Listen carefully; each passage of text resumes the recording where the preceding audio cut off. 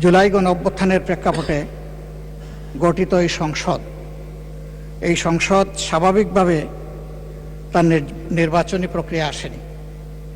এটি একটি প্রেসিডেন্সিয়াল অর্ডারের মাধ্যমে এসেছে। এই অর্ডারটি জারি করা হয়েছে 13 নভেম্বর 2025। এই অর্ডার অনুযায়ী এখানে 15টা নির্দেশিকা আছে। এর মধ্যে 3 থেকে 15 এই বিষয়গুলো হচ্ছে জুলাই সনদ এবং গণভোটের সাথে সম্পর্কিত। 10 নম্বর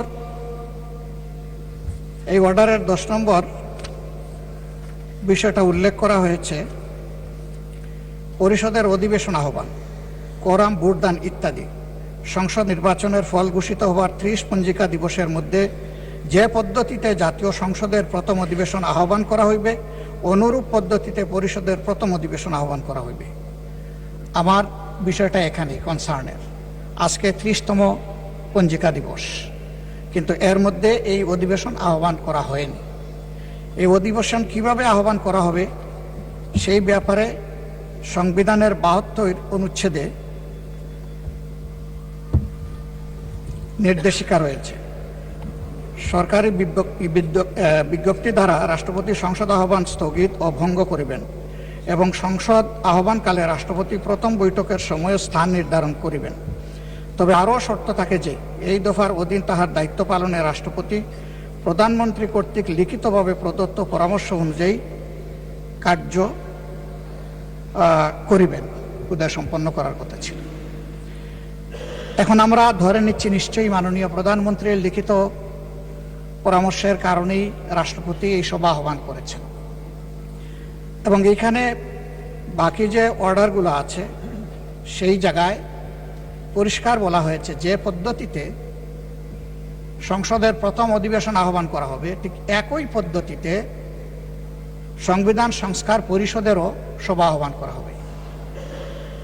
2টা বুথে যারা নির্বাচিত হবেন তাদের ব্যাপারে এখানে আমি আগেই উল্লেখ করেছি 3 থেকে 15 পর্যন্ত বিস্তারিত তাদের দায়িত্ব এবং অধিকার সম্পর্কে কথা বলা হয়েছে। 3 নম্বরে বলা হয়েছে জুলাই জাতীয় সনদে অন্তর্ভুক্ত সংবিধান সংস্কার বিষয়ে গণভোট। জনগণের সার্বভৌম ক্ষমতা প্রয়োগের উদ্দেশ্যে এই আদেশ এবং জুলাই জাতীয় সনদের সংবিধান সংস্কার সম্পর্কিত অংশ গণভোটে উপস্থাপন করা হবে। 4 নম্বরে বলা হয়েছে গণভোটে নিম্নরূপ প্রশ্ন উপস্থাপন করা হবে। যে 4টা প্রশ্ন ব্যালটের মধ্যে ছিল সেটা আর আমি উল্লেখ করতে যাচ্ছি না। 5 নম্বরে বলা হয়েছে গণভোট অনুষ্ঠান এই আদেশ জারির অব্যবহিত পর অনুষ্ঠিতব্য জাতীয় সংসদ নির্বাচনের দিন এই আদেশ অনুসারে গণভোট অনুষ্ঠিত হবে। এটা হয়ে গেছে এবং গণভোটে যারা ভোট প্রয়োগ করেছেন তাদের মধ্যে প্রায় 70% মানুষ হায়ের পক্ষে ভোট দিয়ে তারা সংস্কারের পক্ষে রায় দিয়েছেন। 6 নম্বরে গণভোট অনুষ্ঠানের জন্য আইন প্রণয়ন। গণভোট অনুষ্ঠানের লক্ষ্যে নির্বাচন কমিশন কর্তৃক প্রয়োজনীয় ব্যবস্থা গ্রহণের উদ্দেশ্যে যথোপযুক্ত আইন প্রণয়ন করা হবে। এটাও হয়ে গেছে। সংবিধানের গণভোটে উপস্থাপিত প্রশ্নের উত্তরে প্রদত্ত সংখ্যাগরিষ্ঠ ভোট হ্রাস সূচক হইলে এই আদেশ জারির অব্যবহিত পর অনুষ্ঠিতব্য জাতীয় সংসদের সাধারণ নির্বাচনে নির্বাচিত প্রতিনিধিগণের সমন্বয়ে একটি সংবিধান সংস্কার পরিষদ গঠিত হইবে। মাননীয় স্পিকার, এটি হয়নি এবং এর সময়সীমা আজকে শেষ। যাহা সংবিধান সংস্কার বিষয়ে সকল ক্ষমতা প্রয়োগ করিতে পারিবে। খ, উক্ত নির্বাচনে নির্বাচিত প্রতিনিধিগণ একসাথে জাতীয় সংসদের সদস্য হিসাবে এবং এই আদেশ অনুসারে সংবিধান সংস্কার পরিষদের সদস্য হিসাবে দায়িত্ব পালন করিবেন। এই সুযোগ আমরা পেতে চাই। পরিষদ উহার প্রথম অধিবেশন শুরুর তারিখ হইতে 180 কার্য দিবসের মধ্যে জুলাই জাতীয় সনদ এবং গণভোটের ফলাফল অনুসারে সংবিধান সংস্কার সম্পন্ন করিবে এবং তা সম্পন্ন করিবার পর পরিষদের কার্যক্রম সমাপ্ত হইবে। শুরুই হোক আগে, তারপরে সমাপ্ত। পরিষদের কর্মধারায় অংশগ্রহণের সময় নির্বাচিত প্রতিনিধিগণ পরিষদ সদস্য হিসাবে অভিহিত হইবেন। মানে 2টা ক্যাপাসিটিতে আমরা এখানে নির্বাচিত হয়েছি, 2টা বুথের মাধ্যমে, আলাদা আলাদা বুথ। এই আদেশের উদ্দেশ্য পূরণকল্পে পরিষদ ইহার অধিবেশন আহ্বান ও মুলতবি, সংবিধান সংস্কার বিষয়ক প্রস্তাব উত্থাপনের পদ্ধতি, উক্ত প্রস্তাব বিবেচনা গ্রহণ এবং অন্য সকল বিষয়ে কার্যপ্রণালী নির্ধারণ করিবে। জাতীয় সংসদ সচিবালয় পরিষদকে সাচিবিক সহায়তা প্রদান করিবেন। শপথ এবং শপথ পাঠ পরিচালনা। নির্বাচিত প্রতিনিধিগণ সংসদ সদস্য হিসাবে শপথ গ্রহণের পর একই শপথ অনুষ্ঠানে এই আদেশের তফসিলে বর্ণিত এক অনুযায়ী পরিষদ সদস্য হিসাবে শপথ গ্রহণ করিবেন এবং অনুরূপ শপথ পত্রে স্বাক্ষর দান করিবেন। আমরা সকল বিরোধী দলীয় সদস্য ৭৭ জন আমরা এটা গ্রহণ করেছি এবং স্বাক্ষর প্রদান করেছি।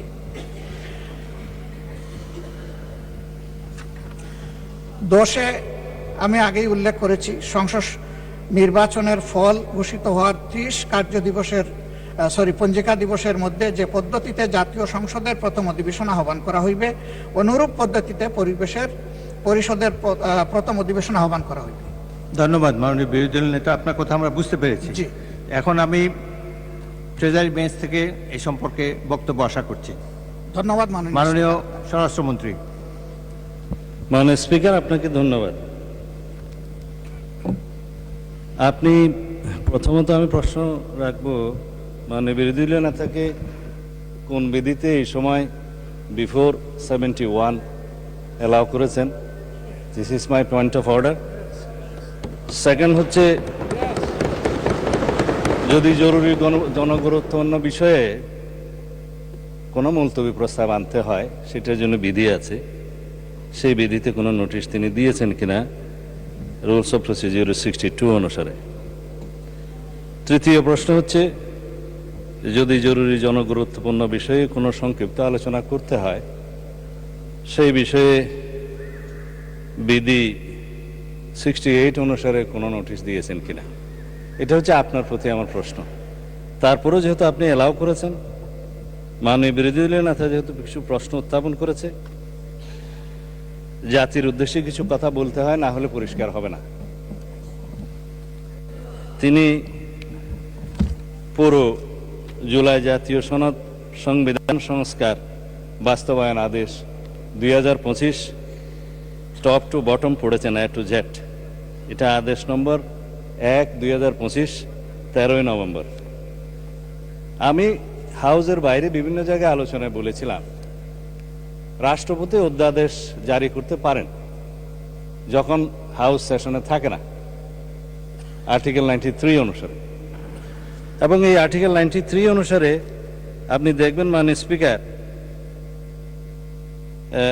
ক্লজ কতে 93(1) ক্লজ ক লেখা আছে, সংবিধানের ধারা পরিবর্তন হবে বা সংবিধান পরিবর্তন হবে এরকম কোনো বিষয় অধ্যাদেশের মাধ্যমে আসতে পারে না, সেটা জায়েজ নাই। রাষ্ট্রপতি অধ্যাদেশও সেটা সংবিধান পরিবর্তনের কোনো বিধান করতে পারেন না। কিন্তু এই যে আদেশ, এই আদেশটা না অধ্যাদেশ না আইন, মাঝামাঝি কি জিনিস, সেজন্য আমি বলেছিলাম এটা হয়তো নিউট্রাল জেন্ডার হতে পারে। এনিওয়ে, এটা আমি অসংসদীয় বা আনপার্লামেন্টারি কোনো শব্দ এখানে ইউজ করতে চাই না, এটা বাইরের বক্তৃতা হলে বলা যেত। এই যে আরোপিত আদেশ যেটা তিনি পাঠ করলেন, এই আদেশের তিনি বললেন সেকশন 3-তে জুলাই জাতীয় সনদে অন্তর্ভুক্ত সংবিধান সংস্কার বিষয়ে গণভোট, এবং বলা হয়েছে সেকশন 10-এ পরিষদের অধিবেশন আহ্বান, কোরাম, ভোটদান ইত্যাদি। অর্থাৎ এটা সংবিধান সংস্কার পরিষদের সদস্য হিসেবে তারা অসাংবিধানিকভাবে শপথ নিয়েছেন বটে, সেই পরিষদের আহ্বানের জন্য তিনি রাষ্ট্রপতির আর্টিকেল 72 অনুসারে কনস্টিটিউশনের অধিবেশন আহ্বানের ঘোষণা চাচ্ছেন। এবং তিনি বলেছেন, যেহেতু দুইটি কাজ বাদে বাকিগুলো সব প্রাইম মিনিস্টার রিকমেন্ডেশনে প্রেসিডেন্ট করে থাকেন, এবং একইভাবে এই সংসদের আহ্বানও তিনি করেছেন প্রধানমন্ত্রীর পরামর্শ অনুযায়ী আর্টিকেল 72 অনুসারে।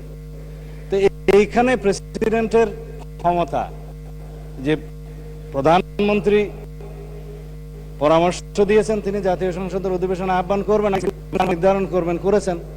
আর্টিকেল 73 অনুসারে তিনি ভাষণ দেওয়ার কথা ভাষণ দিয়েছেন। আমাদের বিরোধী দলীয় বন্ধুরা ভাষণ শুনতে চাননি, চলে গিয়েছেন, ভালো কথা। কিন্তু সেই ভাষণের উপর আলোচনার জন্য তিনি কালকে প্রস্তাব করেছেন 50 ঘন্টা বরাদ্দ করা হোক।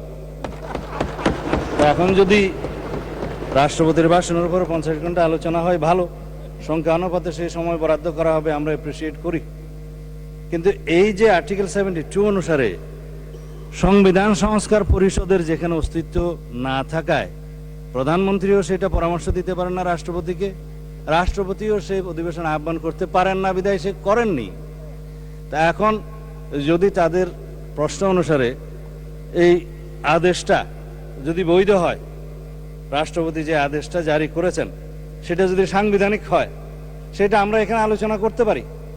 ইদানিং একটা আলোচিত বিষয় হয়েছে, জুডিশিয়ারিতে সেটা আপিল হয়েছে, রিট হয়েছে, এই সংবিধান সংস্কার বাস্তবায়ন আদেশ এইটা এবং গণভোটের সার্টেন পোর্শন কেন আনকনস্টিটিউশনাল ডিক্লেয়ার করা হবে না, সেই মর্মে রুলও জারি করা হয়েছে শুনলাম।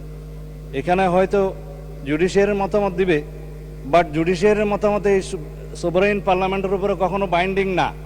কিন্তু এই সোভারেইন পার্লামেন্ট কখনো আবার এমন কোনো আইন প্রণয়ন করতে পারে না যেটা জুডিশিয়ারিতে যে চ্যালেঞ্জ হয়ে নাল অ্যান্ড ভয়েড হয়ে যাবে, আল্ট্রাভায়ার্স টু দি কনস্টিটিউশন হয়ে যাবে। তো সুতরাং আমাদেরকে উভয় দিকে লক্ষ্য রেখে জাতির বৃহত্তর স্বার্থে আইনানুগভাবে এবং সাংবিধানিকভাবে যেতে হবে এই মহান জাতীয় সংসদে আমাদের সমস্ত কার্যক্রম। এখন যদি বলা হয় যে গণভোটের রায় বাস্তবায়নের জন্য সংবিধান সংস্কার পরিষদ গঠন করতে হবে, মানলাম আমরা নির্বাচিত হয়েছি সাংবিধানিক ভোটে। নির্বাচন কমিশনের দুইটাই এখতিয়ার, একটা হচ্ছে জাতীয় সংসদের নির্বাচন অনুষ্ঠান করা, আর একটা হচ্ছে রাষ্ট্রপতির নির্বাচন অনুষ্ঠান করা। এটা হচ্ছে কনস্টিটিউশনাল ম্যান্ডেট, যেটা নির্বাচন কমিশন পালন করতে বাধ্য। কিন্তু আরেকটা আইন হয়েছে গণভোটের জন্য, এটা আমরাও প্রস্তাব করেছিলাম, যেহেতু আইনি ভিত্তি চেয়েছেন সবাই জুলাই জাতীয় সনদের, যে জনগণ কি বলে আমরা দেখি। সেখানে জুলাই জাতীয় সনদ যেভাবে স্বাক্ষরিত হয়েছে, রাজনৈতিক সমঝোতার দলিল হিসেবে ঐতিহাসিকভাবে যেটা স্বাক্ষরিত হয়েছে, তার উপর ভিত্তি করে জুলাই জাতীয় সনদের পক্ষে এদেশের জনগণ আছে কি নাই সেই প্রশ্নে গণভোট হতে পারে, এবং সেটা একদিনে হবে না, 2 দিনে হবে। সেই বাহাস অনেকদিন হয়েছে, অতঃপর একদিনে অনুষ্ঠিত হয়েছে। এবং সেই ব্যালটে গণভোটে হ্যাঁ এবং না লেখা ছিল, কিন্তু এই আদেশটা মাঝখানে জারি করে আরেকটা প্রশ্ন ওখানে ইন্ট্রোডিউস করে দেয়া হয়েছে যে এই প্রশ্নে গণভোট দেয়া হলো 4টা প্রশ্ন, যেই প্রশ্নের মধ্যে একটা বিশাল প্রশ্ন জুলাই জাতীয় সনদের সমঝোতা হয়নি, এটা একটা জবরদস্তিমূলক আরোপিত আদেশ করে সেই আদেশের একটা প্রশ্ন গণভোটের মধ্যে দেয়া হলো, যেটা আমার পড়তে লাগছে 3.5 ঘন্টা। জনগণ সেটা পড়ে হ্যাঁ এবং না দিয়েছে কিনা আমি জানি না।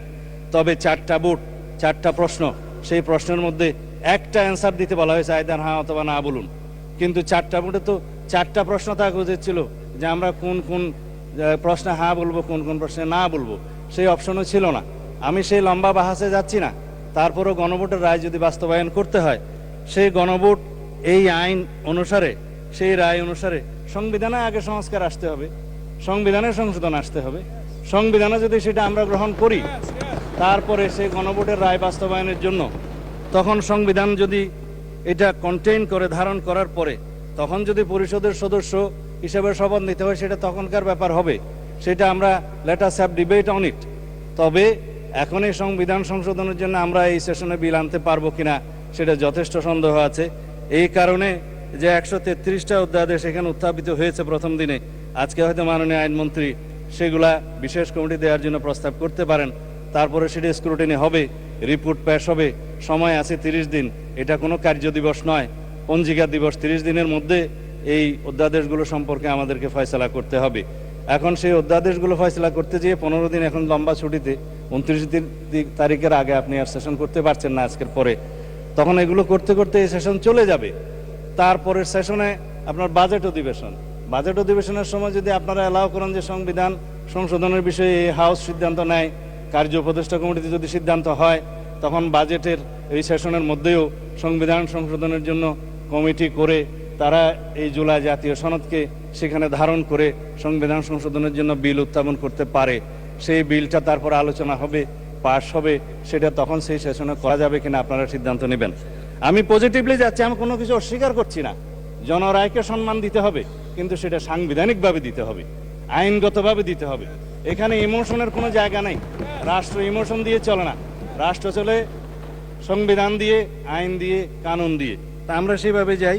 আমি বিরোধী দলে না থাকে যথেষ্ট সম্মানের সাথে এটা প্রস্তাব দিতে চাই যে আসুন আমরা কার্য উপদেষ্টা কমিটিতে সে বিষয়ে আলোচনা করি কখন সংবিধান সংশোধনের জন্য আমরা বিল উত্থাপন করতে পারবো এবং জুলাই জাতীয় সনদকে আমরা অক্ষরে অক্ষরে পালন করতে আমরা প্রতিশ্রুতিবদ্ধ।